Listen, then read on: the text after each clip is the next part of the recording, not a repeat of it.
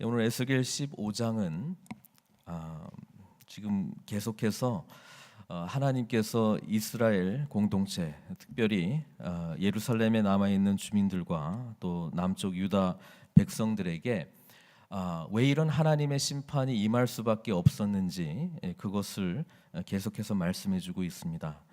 오늘 15장은 특별히 포도나무에 우리 예루살렘에 사는 백성들을 비유하면서 말씀을 전해주고 있습니다. 성경에 보면 이스라엘 백성들을 포도나무로 여러 군데서 비유를 했습니다. 그 중에서 이제 대표적인 게 시편 80편 8절에서 9절에 나오고 있는 내용인데요. 제가 한번 읽어드리겠습니다. 주께서 한 포도나무를 애굽에서 가져다가 민족들을 쫓아내시고 그것을 심으셨나이다. 그러니까 애굽에서 이제 포로로 있었던 이스라엘 백성들을 이제 포도나무로 비유를 하신 거죠. 그래서 그것을 가져다가 약속의 땅 가나안 땅에 이제 심으셨다. 그렇게 말씀하시면서 주께서 그 앞서 가꾸셨으므로 그 뿌리가 깊이 박혀서 땅에 가득하며 이런 표현이 있듯이 하나님의 백성 공동체는 이렇게 포도나무로 비유를 하고 있습니다. 그런데 오늘 본문에 보면 이 포도나무가 결코 쓸모없는 나무가 되었다. 그렇게 이야기를 하고 있는 것입니다. 포도나무는 여기 말씀처럼 그 나무의 제목, 그 나무 자체에 무슨 유익이 있는 것이 아니고 포도나무가 가치 있는 것은 열매를 맺기 때문에 가치가 있는 것입니다. 근데 열매를 맺지 못하는 포도나무로서의 그런 존재는 아무짝에도 쓸모가 없을 뿐더러 여기에서는 보니까 불에 던져질 그런 것으로밖에 쓰임이 되지 않는다. 그런 말씀을 하고 있습니다. 그리고 6절에 보면 포도나무가 이제 예루살렘 주민이라고 이야기하는 게 나오죠. 내가 숲을 가운데 있는 포도나무를 불에 던질 땔감이 되게 한 것 같이 내가 예루살렘 주민도 그같이 할지니라. 그래서 이제 쓸모없는 포도나무를 불에 던져서 이제 땔감이 되게 하는 것은 이스라엘 백성들이 죄로 말미암아 바로 그런 불에 던져서 이제 땔감이 된 것 같은 그런 이야기를 지금 해주고 있죠. 그리고 그 이유가 나와 있습니다. 그죠? 8절에 나와 있죠. 내가 그 땅을 황폐하게 하리니 이는 그들이 범법함이니라. 그러니까 죄 때문에 이렇게 되었다. 그러니까 하나님께서는 지금 여러 가지 비유 또 여러 가지 말씀들을 통해서 이스라엘의 죄가 그만큼 크다는 것을 이야기해주고 있습니다. 오늘 우리는 이 본문 속에 사실 이 에스겔서의 말씀이 이제 심판의 내용이긴 합니다만은 간간히 어제 본문에도 보면은 소망의 메시지가 주어져 있는 것을 보게 됩니다. 어제 본문에 보면은 구약의 3대 의인, 그렇죠? 노아, 다니엘, 욥, 이 세 사람이 과연 그 죄 가운데 있는 예루살렘에 있을지라도 뭐예요? 하나님의 심판은 임하게 될 것이고 그들은 다른 사람들은 결코 구해내지 못하고 자신들의 의로서 자기 스스로만 살려낼 수 있다라고 말할 정도로 하나님께서는 그만큼 예루살렘에 임했던 그 죄의 모습이 심각하다라고 하는 것을 말씀해주고 있습니다. 구약은 그래서 우리 죄에 대한 이 저주, 그 저주, 죄에 대한 심각성이 얼마나 중요한 것인가 그것을 계속해서 말씀해주고 있는 것입니다. 어찌 보면 이 에스겔 선지자를 통해서 이스라엘 백성들에게 1절에도 보면은 여호와의 말씀이 내게 임하여, 그러니까 한 번만 말해도 되는데 여러 번 번번이 다른 예를 들면서 다른 비유를 들면서 다른 상황을 들면서 계속적으로 말하는 이유가 뭡니까? 그만큼 이스라엘 백성들이 자신들이 얼마나 죄 가운데 있는지를 전혀 무감각하게 여기고 있었다라고 하는 것입니다. 그러니까 하나님은 정말 계속 여러 번 반복하면서까지 뭐예요? 이 죄의 부분을 설명해주고 있는 것이죠. 설명해주고 있는 이유는 뭐입니까? 바로 그 죄를 인식하고 회개함으로 하나님께 돌아오기를 바라는 그런 하나님의 마음 아니겠습니까? 구약에서의 포도나무 비유 15장, 에스겔 15장은 나중에 우리 예수님께서 오시게 된 다음에는 요한복음 15장에 의해서 다시 한번 저주의 포도나무가 아니라 이제는 뭐예요? 축복의 포도나무로 바뀐 것을 우리가 보게 됩니다. 우리 주님께서는 뭐라고 이야기했습니까? 주님 자신이 내가 참 포도나무다. 요한복음 15장 1절에 그렇게 나와 있죠. 나는 참 포도나무요 내 아버지는 농부다. 이게 중요한 이야기입니다. 왜냐하면 여기서는 예루살렘에 사는 주민들, 그러니까 이스라엘 백성들을 포도나무로 비유했는데 그 포도나무의 사실 진정한 정체성은 어디서 나오는 겁니까? 예수님에게서 나온다는 거예요. 그러니까 포도나무, 내가 참 포도나무이고 내 아버지는 농부다. 그렇죠?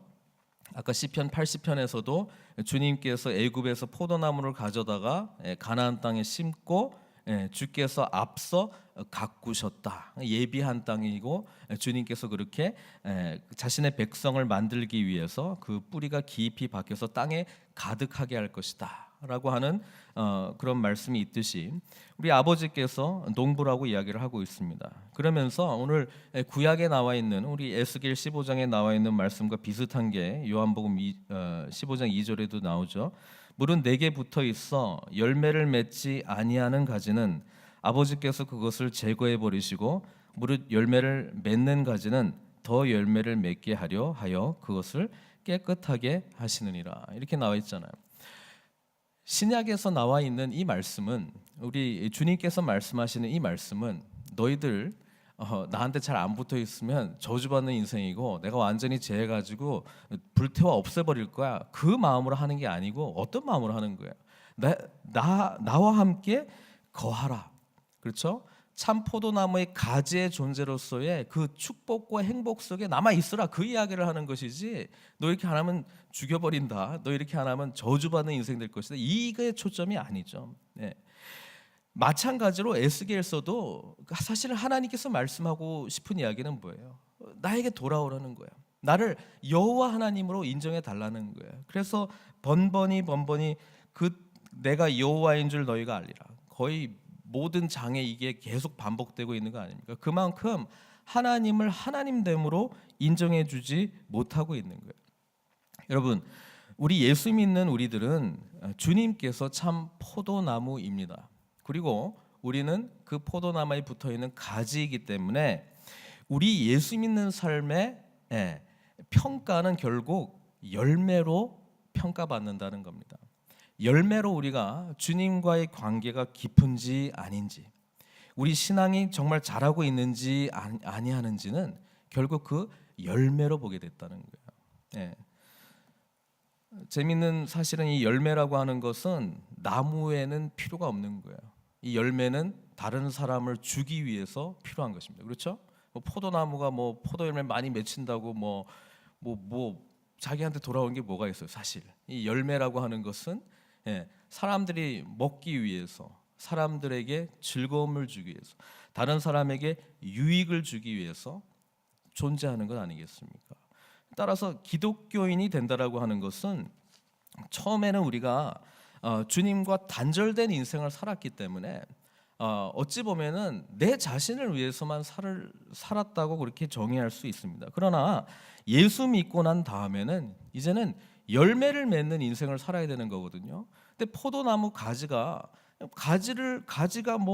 아름다운 가지가 될 거예요. 어떤 가지가 될 거예요. 결국 열매를 많이 맺는 가지가 되기 위해서 주님께 붙어 있는 것이죠. 모양은 가지인데 열매를 맺지 않는 가지는 뭐예요? 주님께 사실은 안 붙어 있는 가지죠.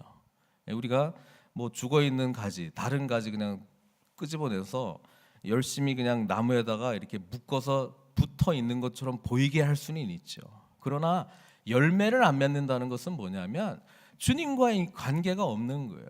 그래서 우리 신앙생활이 자라나고 있다는 것은 결국 열매 맺는 삶이라고 하는 것이고, 이 열매는 결국은 사람들을 섬기기 위한 열매입니다. 그렇죠? 우리 믿음 생활 우리가 점검해 나갈 때에 내가 얼마나 많은 열매들을 맺혀가고 있는가는 내 주변에 있는 사람들이 나로 말미암아 얼마나 기쁨이 충만해져 가고 있는가, 그걸로 보면 되는 거예요. 우리 주님께서 뭐라고 말씀하십니까? 요한복음 15장 8절에요. 너희가 열매를 많이 맺으면 내 아버지께서 영광을 받으실 것이요. 우리가 늘 기독교인의 삶이 뭐니까 우리 주님을 사랑하고 주님께 영광 돌리는 거 아닙니까? 그러니까 열매를 많이 맺으면 우리 주님께서 영광을 받으실 것이요. 그리고 뭐예요? 주님께서 뭐라고 이야기하십니까? 너희가 내 제자가 되리라. 제자라고 하는 게 다른 거 아닙니다.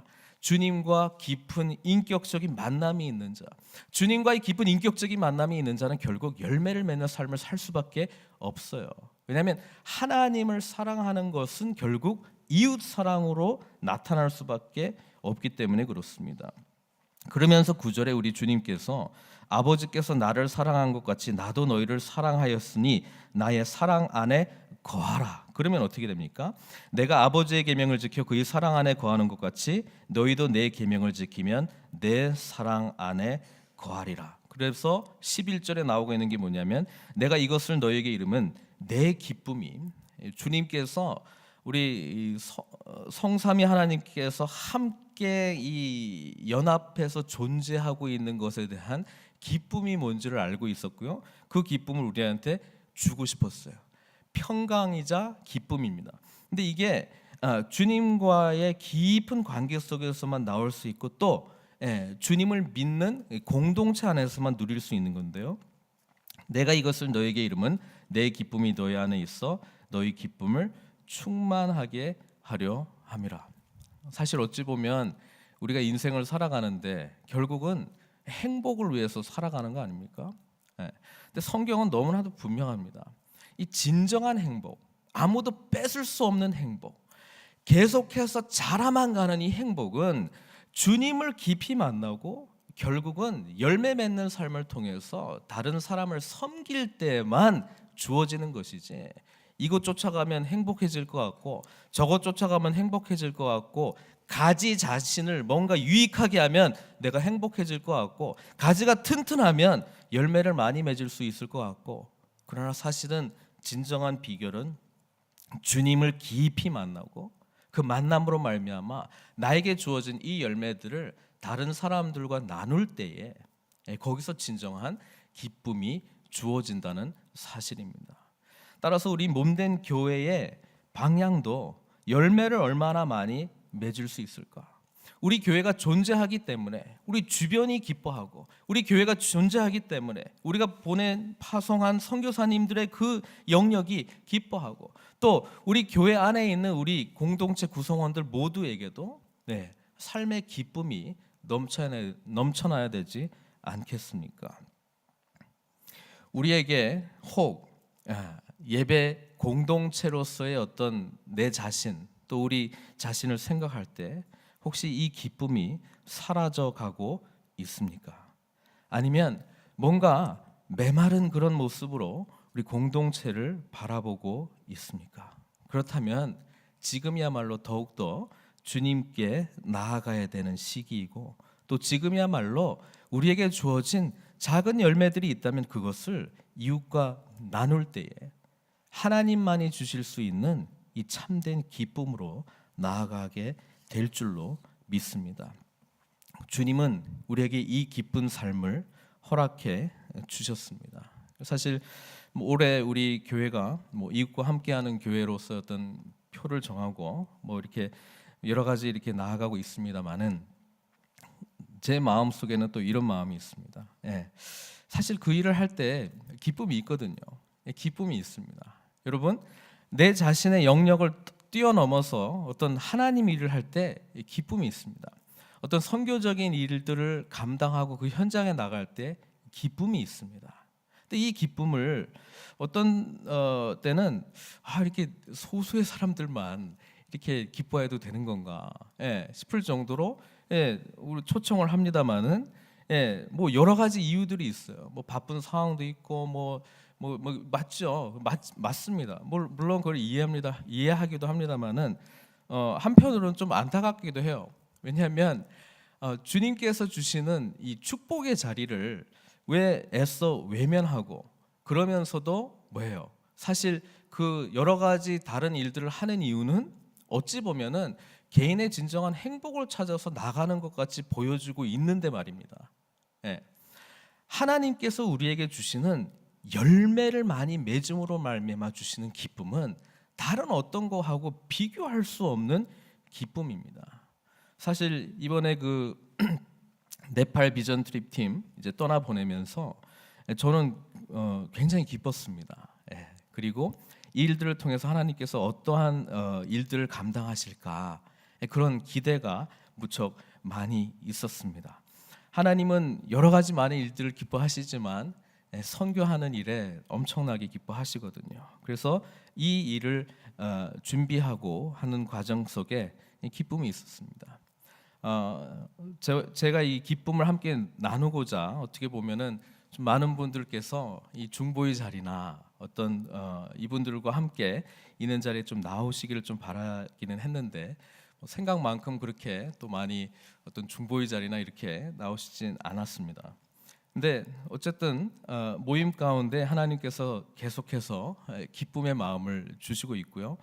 또 이걸 통해서 하나님은 또 어떤 앞으로 사역의 열매들을 어떤 식으로 맺게 해주실까라고 하는 그런 기대하는 마음들이 있습니다. 사실 제가 네팔 이야기를 하는 이유는 나중에 기도하실 때 기도에 좀 동참하기를 위해서 제가 말씀드리는 거예요. 떠나 보낼 때 뭐 여러 가지 들리는 이야기들도 있었습니다. 뭐 정당한 이야기들이라고 생각도 합니다만은 그럼에도 불구하고 하나님이 기뻐하시는 일을 행해 나갈 때에 거기에서 회복과 소망이 일어날 줄로 믿습니다. 떠나보내는 첫날 우리 사실 그 오늘 이제 황영숙 권사님이 이제 저녁에 이제 출발하시게 되는데 권사님께서는 한국에 들리시자마자 바로 이제 카트만두로 이렇게 가게 됩니다. 우리 선교사님한테서 이제 그 카톡 메일이 왔어요. 그러면서 뭐라고 그러냐면은 이제 네팔이 이제 그 헌법을 개정을 했는데 그것 때문에 지금 나라가 지금 좀 시끄럽습니다. 곳곳에 뭐 반대하는 그런 것도 있고 막 시끄럽습니다. 그래서 네팔이 이제 헌법을 바꾸면서 그 우리는 이제 힌두 나라다라고 하는 그거를 뺐어요. 그걸 뺨으로 말미암아 인도가 지금 굉장히 기분이 나빴습니다. 그래서 석유하고 물량 공급하는 것을 중단을 해버렸어요. 우리 첫 번째 팀 멤버 떠나는 그날 그 카톡이 딱 온 거예요. 그러면서 아유 하나님께서 어떻게 하실지 좀 우리가 계속 기도해야 되겠다. 그러면서 제 마음속에 그렇구나. 이 세상은 자신들의 어떤 목적을 위해서 한 나라가 정말 고통을 당하든 말든 그냥 그 석유 공급을 끊는 거죠. 그냥 안 주는 거죠. 지금 뉴스를 보니까 이제 조금 뭐 공식적으로는 다시 허용하겠다는 그런 이야기도 있고 뭐 조금 다시 이제 들어갔다 이야기도 듣는데 여전히 조금 불안한 상황 가운데 있습니다. 우리 믿는 자들은 적어도 이 성령의 이 공급은 서로에게 끊으면은 안 되겠다. 어떤 다른 이유들로 말미암아 하나님께서 하시고자 하는 일들이 병행해서 진행되고 있는데 세상에서 진행되는 일들은 그것과 반하는 일들로 이렇게 나아가고 있다는 것이죠. 여러분 저는 우리 모두의 기도를 독려하고 싶습니다. 하나님께서 어떻게 보면은 이런 외적인 어떤 상황들을 통해서 우리 전 교인들의 기도를 받고 싶으신지도 모르겠습니다. 그러면서 뭐예요? 우리 교회가 건강하게 세워져 갈 수 있는 방법은 다른 것이 아니라 한 마음으로 주님께 나아갈 때 한 마음으로 열매를 맺는 삶을 살려고 노력할 때 그리고 이 열매들을 통해서 다른 사람에게 기쁨과 유익이 되려고 하는 그런 근본적인 어떤 우리 마음의 자세 가운데 있을 때에 진정한 회복이 일어나지 않겠습니까? 우리 늘푸른 선교교회를 향한 하나님의 놀라운 은혜는 우리가 감히 상상할 수 없는 그런 계획하십니다. 저는 그렇게 생각합니다.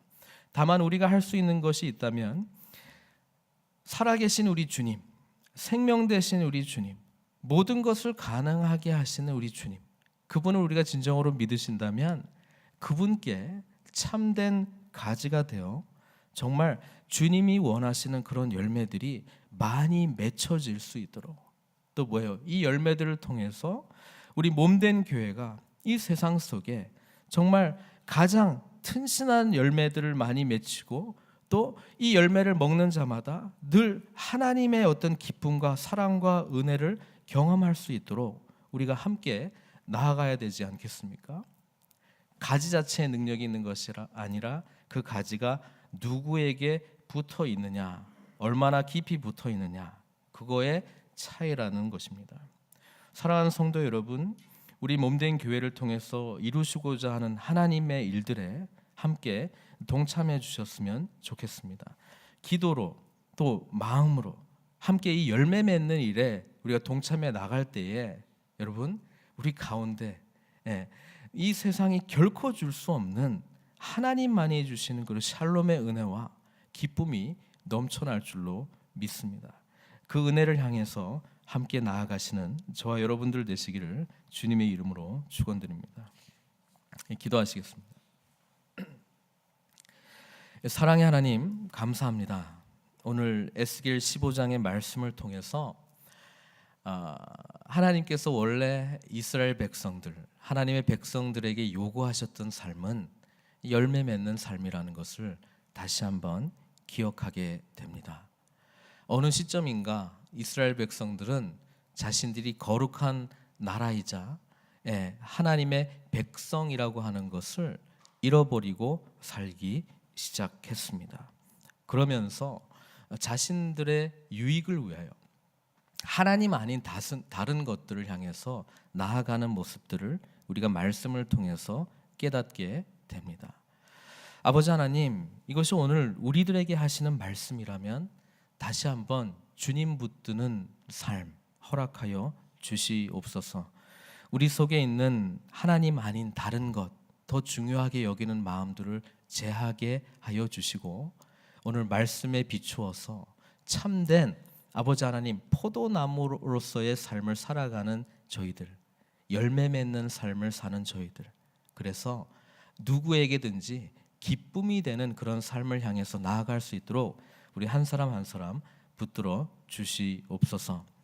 우리 주님께서는 요한복음 15장에 우리가 가지고 주님께서 참 포도나무다 그렇게 말씀하셨습니다. 가지인 우리들이 어떨 때는 내가 마치 포도나무인 것처럼 나를 통해서 마치 어떤 이 하나님의 일들을 하는 어떤 영향력이 나타나고 나의 어떤 영향력으로 말미암아 열매들이 많이 맺혀지는 것처럼 착각하고 있는지도 모르겠습니다만은 결국 주님께 얼마나 깊이 붙어 있느냐, 그것이 열매 맺는 삶의 축복이라는 것을 다시 한번 말씀해 줍니다. 아버지 하나님, 주님께 더욱더 붙어 있기를 원합니다. 주님의 은혜 가운데 더욱 깊이 나아가기를 원합니다. 부족한 우리들 주님 때문에 열매 많이 맺게 해주시고 이 열매를 통해서 아버지 하나님 정말 기쁨이 필요한 사람들에게, 위로가 필요한 사람들에게, 소망이 필요한 사람들에게 하나님만이 주실 수 있는 평강과 기쁨을 주는 그런 우리 교회로 주님 사용하여 주시옵소서. 여러 가지 앞으로 주님께서 이루실 일들이 많이 있는 줄로 믿습니다. 그 가운데 우리 한 사람 한 사람 붙드시고 하나님께서 기뻐하시는 아름다운 늘푸른 선교교회 될 수 있도록 주여 축복하여 주시옵소서. 모든 것 주님께 의탁드리옵고 예수님의 귀하신 이름으로 기도드리옵나이다.